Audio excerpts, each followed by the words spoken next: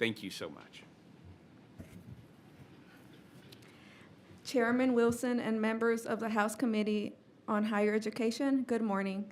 My name is Daisy Donjuan, and I am here today to voice my strong support for House Bill 2110. I am a first-generation college student who transferred to Austin College, a private university here in Texas, after completing my associate's degree in paralegal studies at Dallas College. I was proud to advocate 2 years ago in support for H Bill 8 because, like thousands of other students like me, it was my community college that provided access to an affordable, high-quality education and it provided the support I needed to succeed. I wouldn't be where I am today without it. After high school, I went straight into retail and worked in that field for 6 years. When the pandemic hit, I lost my job. I realized that I needed to find a career that gave me meaning and stability. Because Dallas College invested in me, especially when I had financial burdens, I found my path. I am now the first in my family to attend a 4-year university, and I will graduate next fall. Among the many support services I received while at Dallas College, a transfer coordinator there is the one who helped me the most. I met with them one-on-one and created a plan to get where I wanted to go next. Having him in my corner focused on my success and not the colleges made all the difference. That support matters, and the community college formula now recognizes that by providing funding based on student success, whether that's earning a credential or transferring to a 4-year university. However, under the current system, community colleges only receive funding when their students transfer to a public university in the state.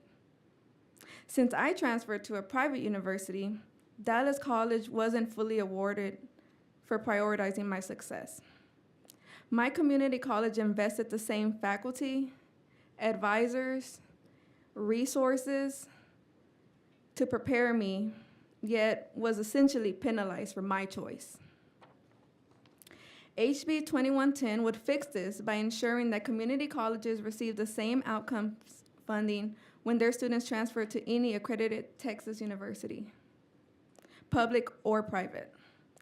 This recognizes the value of community colleges and their role in preparing students for success, no matter where they pursue their bachelor's degree. I urge you to support HB 2110 to ensure that Texas community colleges continue to receive the funding they deserve for helping students like me achieve their goals.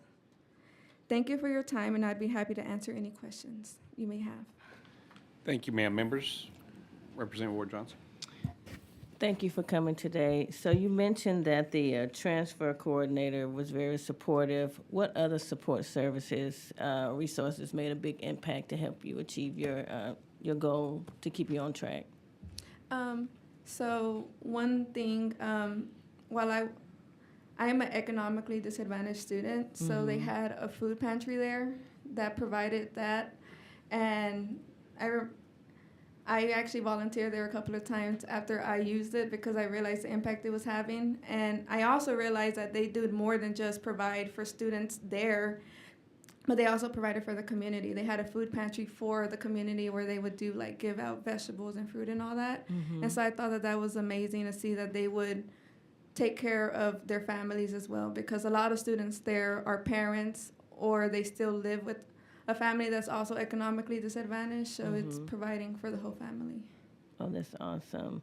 And I know that community colleges, the tuition and fees are relatively affordable, but when you consider housing, food, and transportation, how are these costs impacting you as well, and how can we help with, other than the food pantry, with helping the lower income families?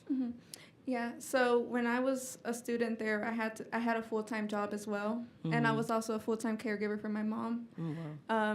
So that was really hard, but I am grateful that Dallas College stepped in when I let them know my story, and they helped me with their services.